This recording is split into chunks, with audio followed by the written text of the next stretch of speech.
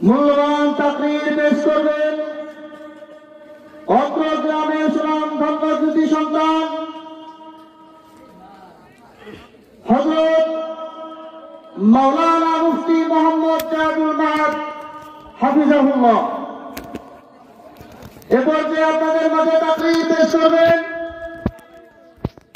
হযরত ব্যক্তি জান্নাতে আসার মতন কাল পরিস্থিতি হবে না। হযরত আবু তালহা রাদিয়াল্লাহু তাআলা আনহু ছোট্ট একজন সাহাবী আবু তালহা রাদিয়াল্লাহু তাআলা আনহু দেখেন তার বিশ্ব নবীর প্রতি মুহাম্মদ সাল্লাল্লাহু আলাইহি ওয়াসাল্লামের কত মুহাব্বত ছিলেন। 8 থেকে 9 বছর আবু তালহার বয়স। আবু তালহা রাদিয়াল্লাহু তাআলা আনহু তিনি তার পিতার সঙ্গে বিশ্ব নবীর সঙ্গে দেখা করতে এসেছেন। দেখা করতে আসার পরে বিশ্ব নবীর সঙ্গে যখন মুআমালাত শেষ হয়ে যাওয়ার পরে যখন চলে যাইতেছেন, এমন তো অবস্থায় আবু তালহা রাদিয়াল্লাহু তাআলা আনহু বলতেছেন, ওগো আব্বাজান আপনি থামেন, আপনি তো বিশ্ব নবীর সঙ্গে কিছু পার্সোনাল কথা বললেন, এবার আমি কিছু পার্সোনাল কথা বলতে চাই। জনাবে সরকার তো আলমকে আমার কিছু প্রশ্ন করতে চাই, কিছু মহাব্বত করতে চাই।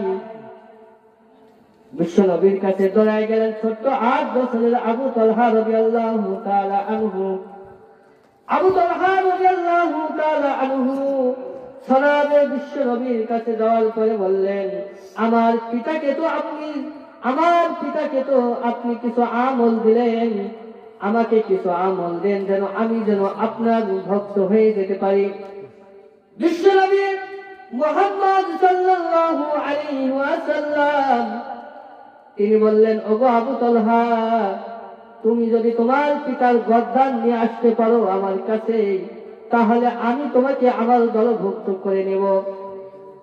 সদর আবু তালহা রাদিয়াল্লাহু তাআলা আনহুকে এই কথাটা বলতে বাকি হয় নাই।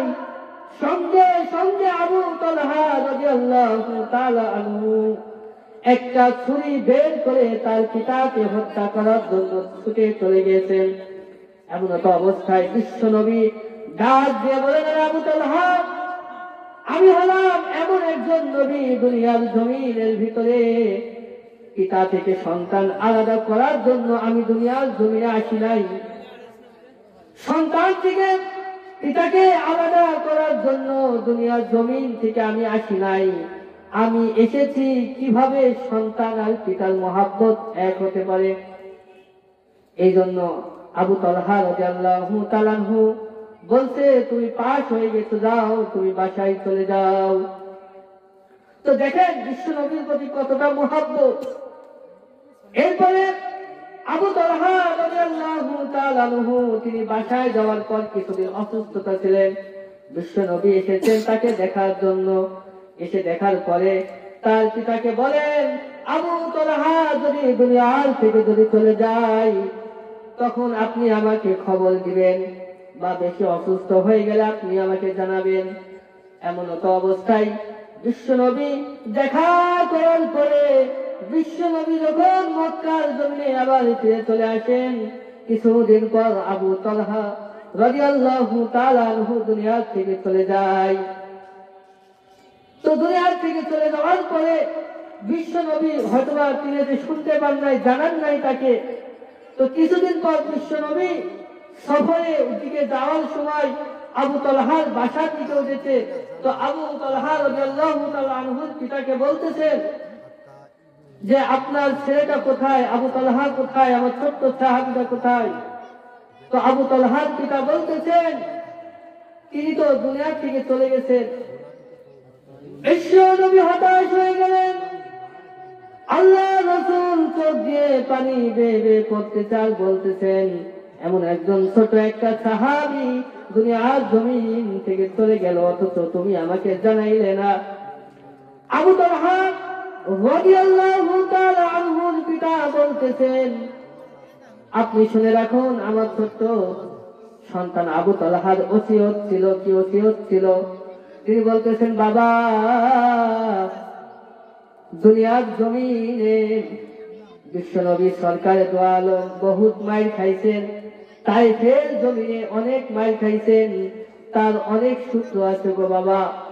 ও গো বাবা, আপনি শুনে রাখেন বাবা, আমি যদি দুনিয়ার থেকে যদি দিনের বেলায় মারা যাই তাহলে বিশ্ব নবীকে আপনি জানাবেন, আর যদি রাতের বেলায় যদি দুনিয়ার থেকে চলে যাই তাহলে আল্লাহ রসুলকে জানানোর দরকার নাই। তার পিতা বলতেছেন, কেন জানানোর দরকার নাই? তখন আবু তালহা ছোট্ট বাচ্চা কেঁদে কেঁদে বলতেছেন, বাবা আপনি কি জানেন দিনের বেলা আমি যদি মৃত্যুবরণ করি তাহলে মুহাম্মদ সাল্লাল্লাহু আলাইহি ওয়াসাল্লাম আমার মৃত্যুর কথা শুনে আর ঘরের ভিতরে থাকতে পারবেন না, সঙ্গে সঙ্গে আমাকে দেখার জন্য ছুটে আসবে। আর যদি রাতের বেলায় মারা যায় তখনও তিনি আমার জন্য পাগল হয়ে ছুটে চলে আসবে।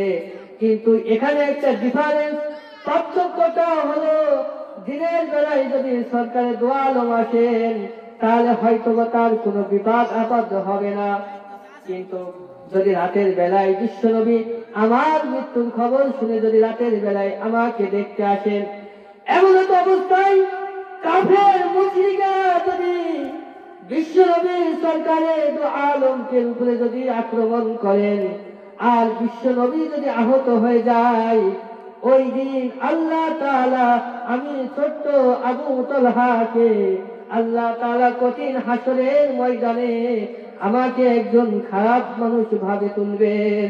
অপরাধী হইতে চাই না পিতা, এই জন্য আমার ছেলের নসিহত ছিল, আপনি যদি আমাকে আমি যদি মৃত্যুবরণ করি রাতের বেলায় তাহলে সরকারের দো আলমকে জানানোর প্রয়োজন নাই।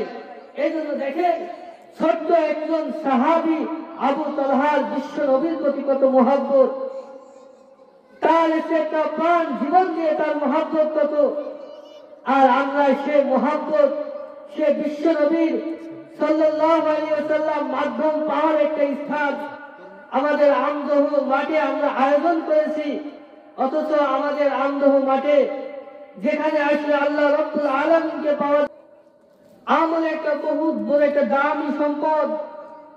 এ আমল করে আমাকে আপনাকে আল্লাহ ওয়ালা হয়ে কবরে যেতে হবে। মসজিদের পালকি এলো আমার বাড়িতে,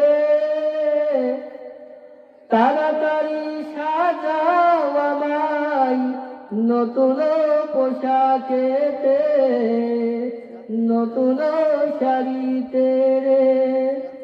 মসজিদের ওই পালকি এলো আমার বাড়িতে, তাড়াতাড়ি সাজাও আমায় নতুন শাড়িতে রে, নতুন পোশাকেতে।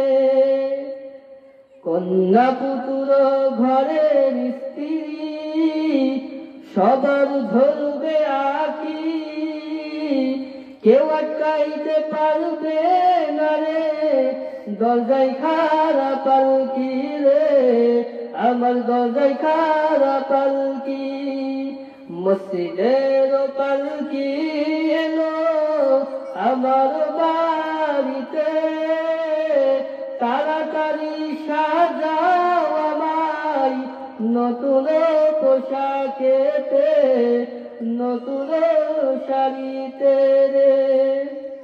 পাড়া পড়শি আছো যারা ক্ষমা কইরা দিও, মনের ময়লা দূর করিয়া কান্ধে কইরা নিও রে, আমায় কান্ধে কইরা নিও। পাড়া পড়শি আছো যারা ক্ষমা কইরা দিও, মনের ময়লা দূর করিয়া কান্ধে কইরা নিও রে, আমায় কান্ধে কইরা নিও। মসজিদের পালকি এলো আমার বাড়িতে, তাড়াতাড়ি সাজাও আমায় নতুন পোশাকেতে, নতুন শাড়ি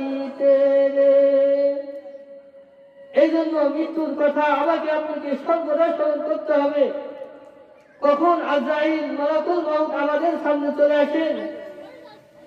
এই জন্য অল্প কিছু জান্নাতে যাওয়ার জন্য আমলের কথা বলবো। এই কথা বলে আমি আমার বক্তব্য শেষ করব। তো সম্মানিত হাজিরিন, আলী রাদিয়াল্লাহু তাআলা আনহু নামাজ পড়ে মসজিদের ভিতরে বসে আছেন অনেক সাহাবী মিলে। বিশ্বনবী মুহাম্মদ সাল্লাল্লাহু আলাইহি ওয়াসাল্লাম নামাজ শেষ করে আলী রাদিয়াল্লাহু তাআলা আনহুকে প্রশ্ন করলেন, ও আলী,